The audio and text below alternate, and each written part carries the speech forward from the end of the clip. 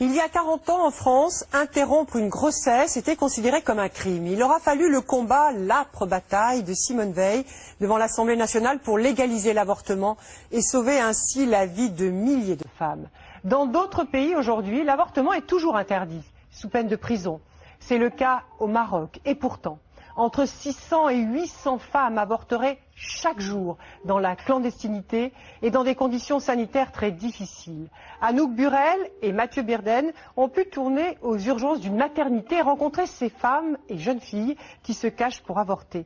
Anouk rejoindra Guylaine pour nous donner plus d'informations sur ce sujet. Il nous a fallu du temps pour avoir l'autorisation de tourner ce reportage à Rabat. L'avortement n'est pas un sujet facile au Maroc. C'est une réalité qui bien souvent reste à l'ombre des caméras. Nous avons rendez-vous dans une maternité de la capitale, l'une de celles qui voit défiler des grossesses heureuses et d'autres qui ne le sont pas, qui restent cachées. Le professeur Schreibi est obstétricien. Il dirige ce service de maternité.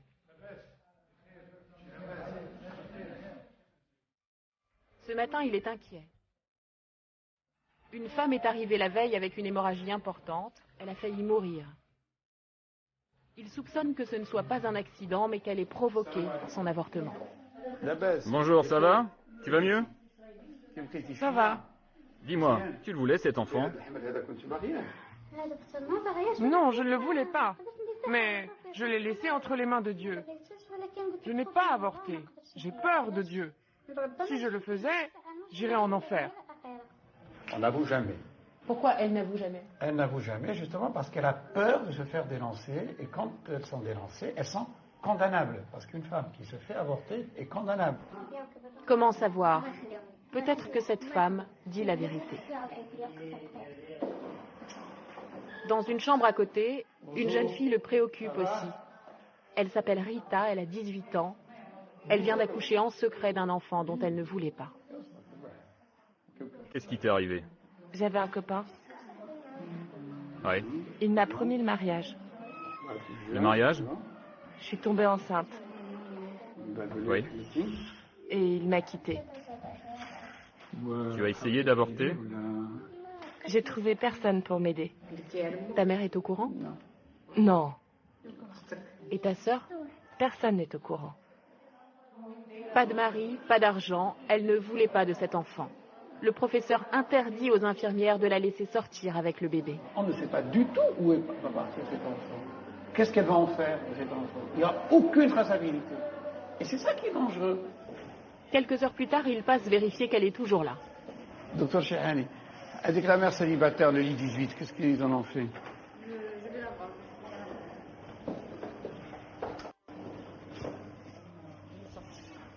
Elle s'est enfuie avec son bébé. Comme ça, la mère célibataire. Elle n'a pas déclaré son enfant. Elle a laissé une fausse carte d'identité. Mais ça, cette carte d'identité, c'est qui ce monsieur? C'est pas parce que j'étais pas moi la première. C'est qui ce monsieur? On a aucune information sur elle, réelle. Elle nous a dit oui, je vais m'en occuper. Mais est-ce qu'on peut la croire véritablement? Si elle a envie d'aller le vendre, si elle a envie d'aller le tuer, si elle a envie d'aller faire je ne sais pas quoi à cet enfant, personne ne saura. Personne ne saura. Il est inexistant cet enfant. Il est existant que sur nos papiers ici. Mais il n'est pas existant pour les autorités. Ils n'auront plus de nouvelles de Rita et de son petit garçon, et personne ne semble étonné. La nuit tombe sur la maternité. La réalité de ces femmes, elle, commence à peine à se dévoiler. Une réalité parfois cruelle, souvent douloureuse, mais qui ne surprend jamais ceux qui y sont confrontés.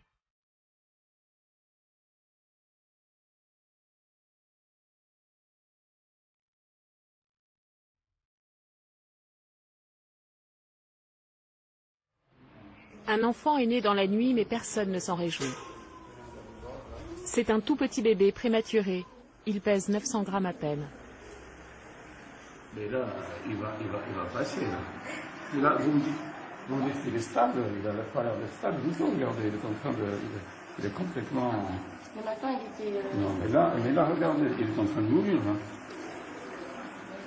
C'est une petite fille. Elle n'a même pas de prénom. Elle lutte pour survivre. Et je me dis que peut-être qu'il faudrait tenter quand même une intubation, non? Sa mère est arrivée aux urgences à 2 h du matin, seule, sans une sœur, sans un mari. Sa poche des os était rompue. L'expérience fait dire au docteur qu'elle aussi a probablement avorté clandestinement à 6 mois de grossesse. On se révolte devant des situations comme ça. Complètement, de voir des situations comme ça, je vous assure, je ne sais pas pour vous, est-ce que ça ne vous donne pas les larmes aux yeux de voir ça? Moi je me dis, j'aurais préféré, vraiment, j'aurais préféré que finalement cette mère ait avorté à 8 semaines, même pas 2 mois, 1 mois et demi, 2 mois, plutôt que finalement qu'elle fasse, d'abord elle court un risque pour elle-même, en rompant sa poche des os, etc., et en abandonnant un enfant qui va mourir comme ça. Oui, mais c'est illégal. C'est illégal, eh ben, c'est pour cela que ça ne devrait plus l'être. Une femme qui ne veut pas de son bébé s'en débarrassera de toute manière. C'est Est-ce que c'en est la preuve? Eh ben, c'en est la preuve, absolument. Elle s'en est pas débarrassée avant, eh ben, elle a fini par s'en débarrasser. Pendant ce temps, personne ne l'a remarqué, mais la jeune mère a quitté sa chambre elle aussi. Elle est partie sans son bébé, sans laisser de traces.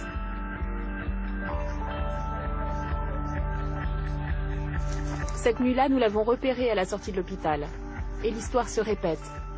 Elle s'appelle Leïla, elle a 22 ans. Elle a menti au médecin, elle n'est pas mariée, et autour d'elle, personne ne sait qu'elle attendait un bébé. Elle accepte de nous parler brièvement dans notre voiture, à l'abri des regards. Je te dis franchement, je suis partie parce que j'ai peur. Ma mère me cherche partout. Elle n'arrête pas de m'appeler au téléphone. Elle dit à tout le monde, elle va bientôt rentrer. Ne vous inquiétez pas. Elle m'a dit, mais tu es où? Tu es où? Ma famille ne sait rien. Je ne veux pas qu'ils l'apprennent. Surtout pas mes frères. Je ne veux pas créer de problème à la maison. Il faut que je rentre immédiatement. Elle ne dit pas qu'elle a avorté. Elle dit que c'est un accident. Mais bien sûr, elle ne désirait pas cet enfant. À l'hôpital, ils t'ont dit que ta petite fille était vivante? Oui, ça m'a bouleversée. Je me sens complètement perdue dans ma tête. Maintenant, je prie pour que Dieu l'emporte avec lui. Moi, tant que je vis avec ma famille, je ne peux pas la garder, même si je le voulais. C'est impossible. Leïla gardera en revanche ce très lourd secret toute sa vie. Sa famille la jetterait à la rue si elle savait que ce soir-là, elle était devenue mère avant d'être mariée.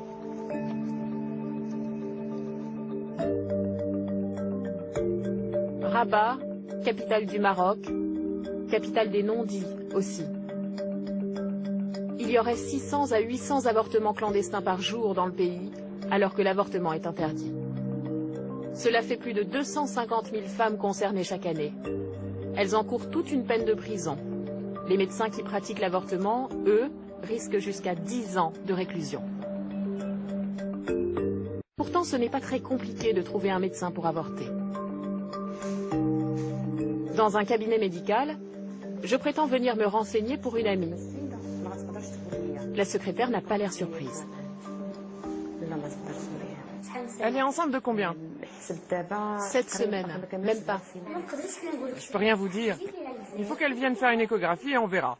Je ne peux pas te parler, dis-lui de venir.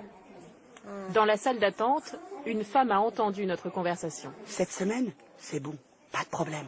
Elle sentira rien. Ils te font une injection et quand tu te lèves, t'as un peu mal, c'est tout. Ici, à droite sur l'écran, une autre demande pourquoi elle ne peut pas avorter. 12 semaines, non. Le médecin ne le fait pas. C'est les 6 premières semaines seulement. Vous voyez ici, c'est écrit. 6 semaines, 4 semaines, 6 semaines. La secrétaire me laisse un numéro de téléphone pour prendre rendez-vous. L'avortement coûtera entre 200 et 600 euros et c'est illégal. Pour celles qui n'ont pas les moyens, comme dans toutes les sociétés du monde, Il y a des recettes de grand-mère au coin de la rue. J'ai rendez-vous au souk de Casablanca avec une gynécologue qui m'accompagne incognito. Ici, il y a un mot particulier pour parler de ces remèdes, le relay, que l'on pourrait traduire par la tisane abortive. Le vendeur, il est là-bas. Certains herboristes savent le préparer. Vous avez du relay? Oui, j'en ai. Je vais faire ça discrètement. Juste le temps de préparer le mélange. Cette tisane abortive coûte 7 €. C'est un mélange de plantes qu'il tient secret. Personne ne sait ce qu'il y a dedans. Et au fond de sa boutique, le vendeur nous a trouvé un remède encore plus efficace, dit-il. Il m'a dit que ça se mettait par voie vaginale. Voilà. C'est des suppositoires ou ovules. Alors dessus, bien sûr, il n'y a rien écrit. Il y a écrit suppositoire naturel pour fortifier le corps. D'accord. C'est à introduire par voie vaginale tous les soirs jusqu'à expulsion du produit de conception. Et ça peut provoquer une infection terrible chez la femme. Si ça ne provoque pas d'avortement, ça va provoquer une infection. Ça, c'est évident. Je ne sais pas ce qu'il y a dedans, honnêtement. Une septicémie, vous voulez dire? Oui. Une infection génitale, une infection de l'utérus, c'est un organe interne et ça diffuse très vite dans tout le corps et ça peut entraîner une septicémie, un choc septique et le décès de la patiente. Ah, c'est ce que décès de la patiente. Ça peut oui. Dans son cabinet, elle aussi voit des jeunes femmes prêtes à tout pour avorter.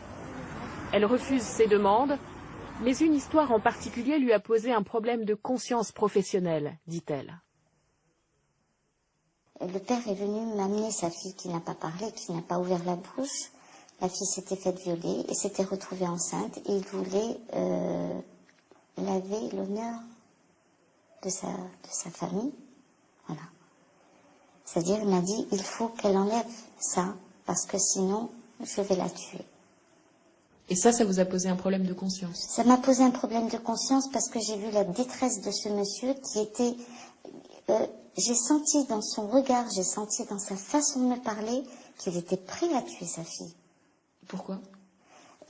Parce que il m'a dit, il n'est pas question que ma fille soit enceinte et qu'elle ait un enfant illégitime. C'était la honte, quoi. Ah, c'est la honte. Vous auriez aimé pouvoir l'avorter? J'aurais aimé pouvoir l'avorter, oui. J'aurais aimé pouvoir rendre service à cette famille, à ce monsieur et à cette fille, parce que je savais que cette fille, elle n'allait pas survivre à cette histoire. Vous l'avez fait? Je ne vais pas vous répondre.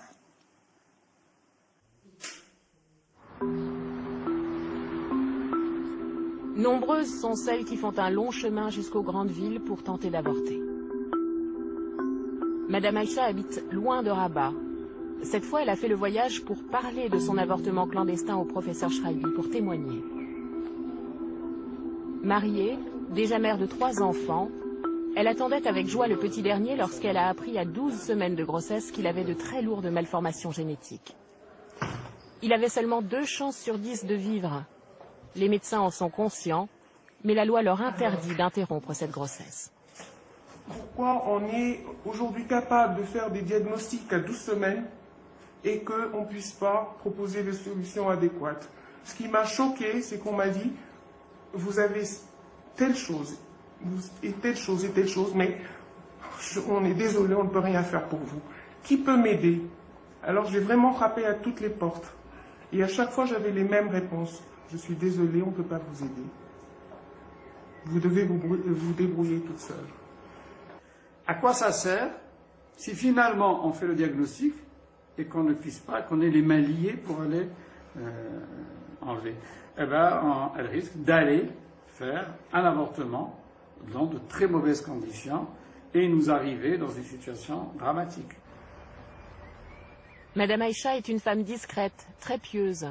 Avorter, illégalement de surcroît, est un choix qui a été très douloureux pour elle. Son mari la soutient, mais le reste de sa famille lui en veut terriblement. C'est vraiment la décision la plus difficile que j'ai eu à prendre. De toute votre vie? Oui, parce qu'elle remet en compte plusieurs choses. elle remet en compte certaines de mes valeurs. Et ça demande beaucoup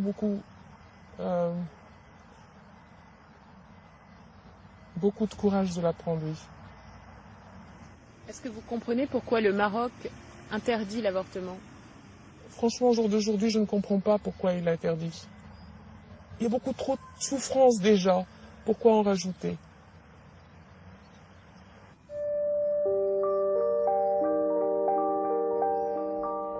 Que faire lorsque l'on est médecin devant de telles situations? Dans la salle des bébés, la petite prématurée survit encore péniblement. Cela fait 2 jours que sa mère est partie. La réunion de l'équipe médicale commence juste à côté. Bonjour tout le monde. C'est ici qu'ensemble, les médecins discutent des situations dramatiques auxquelles ils sont confrontés. Des malformations graves, comme c'est le cas pour Madame Aïcha, mais aussi de très jeunes filles violées ou victimes d'inceste et qui menacent de se suicider. Faut-il parfois les avorter? Dans des situations aussi dramatiques que cela, nous essayons de nous entourer d'un maximum de sécurité par des médecins, par des psychiatres, on constitue un dossier et on accède, mais ce n'est pas moi qui prends seul la décision, c'est nous tous qui prenons la décision, et on accède parfois à ce genre de demande. Mais si vous pratiquez un avortement, si vous prenez cette décision collégialement, vous êtes hors la loi. Mais nous avons une conscience, et nous sommes des médecins d'abord. Vous prenez le risque. On peut prendre effectivement le risque, mais nous savons que nous le faisons à bon escient, que nous le faisons pour cette patiente, que nous le faisons dans aucun intérêt. Nous ne faisons pas payer et on le fait dans un cadre médical, dans un hôpital public.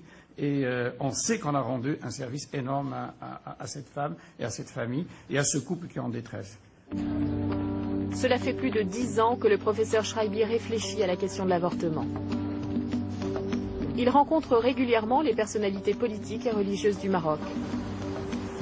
Selon lui, le Coran n'interdit pas l'avortement. Il y a des pays qui sont des pays véritablement islamistes, comme l'Iran ou l'Arabie Saoudite, et ils ont, et beaucoup d'autres pays, maintenant on est à 8 ou 10 pays musulmans, qui ont légalisé dans un certain nombre de situations. Et ça n'a pas posé de problème. Ce matin, il a rendez-vous avec le directeur de Dar El Hadith, l'Institut des hautes études islamiques. C'est ici que sont formés les oulémas, les théologiens du Maroc. L'homme qui le reçoit est un érudit très respecté dans le pays.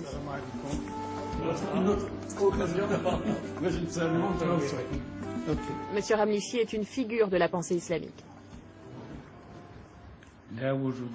Il n'y a rien dans le Coran qui interdise l'avortement. Ça n'existe pas. Mais il n'y a rien non plus qui l'autorise. Ce sont des questions qui sont laissées à la conscience de chacun.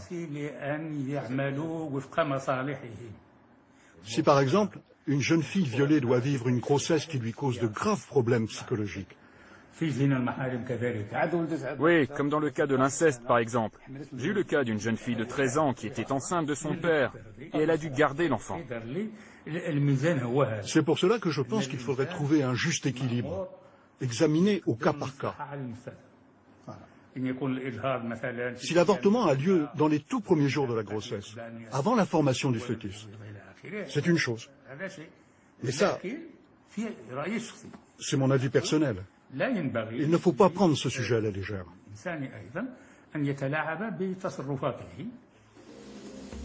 Le scientifique et le religieux discuteront encore longtemps de ce sujet. Mais la loi marocaine, elle, ne laisse aucune place au doute. Nous partons à Meknès, à 1h30 de Rabat. Dans cette ville siège un juge, connu pour être intransigeant au sujet de l'avortement clandestin. C'est le juge Marafi, il a 30 ans. Récemment, il a condamné un gynécologue à 10 ans de réclusion, incarcéré ses patientes et toute son équipe médicale pour complicité d'avortement. C'est la plus lourde peine prononcée à ce jour au Maroc. Il nous confie qu'à titre personnel, il comprend les drames traversés par certaines femmes dans des cas extrêmes. Mais pour l'heure, il doit appliquer la loi. Pour tout Marocain et tout musulman, la loi dit qu'il est interdit de tuer une âme. Car si l'on s'en tient aux paroles de Dieu, il est écrit que celui qui tue une âme s'en prend à l'humanité tout entière. Mais vous savez, les gynécologues qui pratiquent ces avortements gagnent des sommes astronomiques. Ils n'ont aucune considération pour la vie du fœtus et des enfants. Ils se moquent de la religion et de la morale. Je suis convaincu que leur seule et unique motivation, c'est l'argent.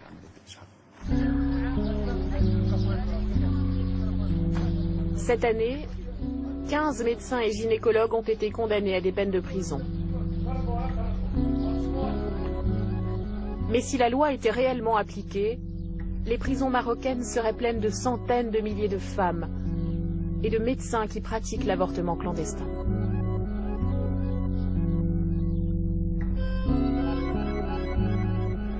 C'est le 3e jour de survie pour la petite prématurée. Elle est en détresse respiratoire, mais la maternité n'est pas équipée pour l'aider. Le professeur Schreibi essaye de lui trouver une place dans un hôpital adapté. C'est la chef de service de néonatologie au téléphone. Nous n'avons pas les moyens pour le prendre en charge en ce moment. Il n'y a plus de place? Il n'y a pas de place, il n'y a pas de matériel disponible. Est-ce que le fait qu'il ait été abandonné par sa mère fait qu'il n'est pas prioritaire? Pas du tout. Nous avons constamment au service des enfants abandonnés. Et même en ce moment-là, j'en ai 2 ou 3. Cette réalité est quotidienne. Hein. Maintenant, ce bébé, il est sous vos yeux, mais c'est une réalité quotidienne, absolument. Hein. Donc vous ne pouvez pas le sauver? Malheureusement, non, madame.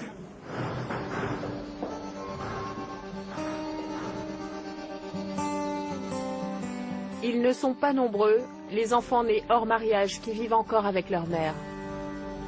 Celles qui n'avortent pas abandonnent souvent leur bébé à la naissance, dans la rue ou dans des poubelles. Celles qui le gardent doivent avoir le courage d'affronter la société tout entière. Elle s'appelle Aya, elle a 24 ans. Elle vit seule avec sa fille dans une chambre de 3 mètres carrés. Avec un trou dans la pierre en guise de fenêtre, en guise d'horizon, peut-être. Aya a été violée. Et pourtant, elle n'a pas pu se séparer de son bébé. Au début, j'ai tout essayé pour avorter. Mais il faut dire que je ne sentais pas encore bouger ma fille. C'était pas vraiment concret. À 5 mois, quand je l'ai senti me donner des coups, c'était plus pareil. J'ai vraiment regretté tout ce que j'avais fait. J'ai fini par m'attacher à elle. Lorsqu'elle est née, mon père m'a dit « Maintenant, il faut que tu l'abandonnes ». Je lui ai dit « Non, je ne l'abandonnerai pas, je ne peux pas ». Il m'a dit « Je t'ai bien élevée, et jamais j'aurais pu imaginer que tu puisses me faire ça. Tu n'as manqué de rien, je t'ai tout donné. Tu décides de me faire du mal? Je ne mérite pas ça. »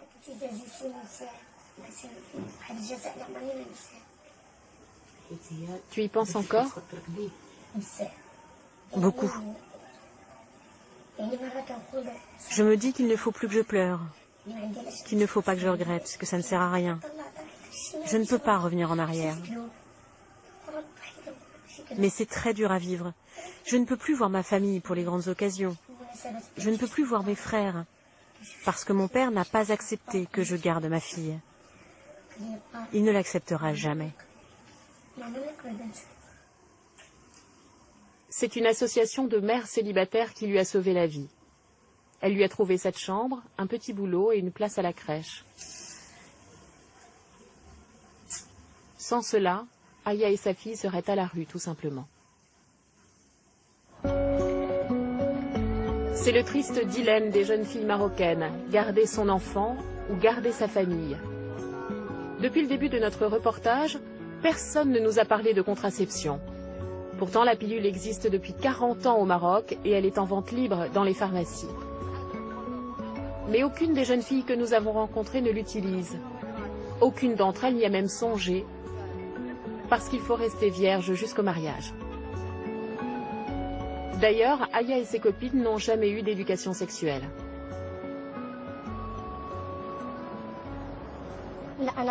Moi, j'ai jamais pris la pilule. J'ai vu des femmes qui la prenaient, mais je ne sais même pas comment ça marche. Est-ce qu'on t'en a parlé à l'école? Non, non, j'en voyais à la maison, c'est tout. T'en as jamais parlé à ta mère ou à des femmes de ta famille? Non, on n'en a jamais parlé. Il y a beaucoup de gêne chez nous, et la sexualité est taboue. De toute façon, lorsqu'une jeune fille n'est pas mariée, personne n'imagine qu'elle puisse aller avec un garçon et faire des bêtises. Ma mère savait très bien que je ne ferais rien de mal avant le mariage. Donc c'était totalement inutile de m'en parler. Ce ne sont que les femmes mariées qui prennent la pilule. Tu sais, il y a un proverbe qui dit « Même l'arbre le plus robuste peut être secoué par le vent ». Moi, je conseille aux jeunes filles d'être prudentes et de prendre toutes leurs précautions. Ces jeunes mères, rejetées par la société, ne sont pas des rebelles pour autant. Elles rêvent encore de trouver un mari, de fonder une famille. Et elles prient pour que le ciel leur pardonne d'avoir essayé d'avorter. Dernier jour de tournage à la maternité. Une jeune femme mariée est en train de mettre au monde son premier enfant.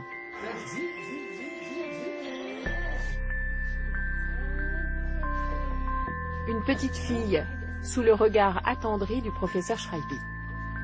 Voilà. Comment elle s'appelle cette petite fille? Wiam. Ça veut dire quelque chose? Qui peut traduire? Un petit peu la joie, non? La joie? Wiam, c'est l'amour, la joie, la gaieté, tout le bonheur, tout ce que vous voulez. Et c'est un nom relativement rare.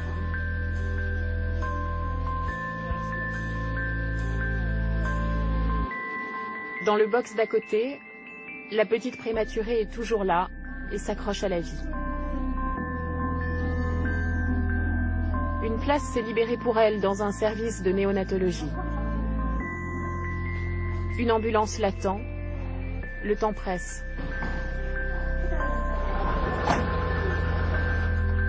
Mais au bout de ce long chemin, finalement, les prières de sa jeune mère vont être exaucées. Quelques jours plus tard, la petite a fini par s'éteindre sans faire de bruit, comme si elle n'avait jamais existé.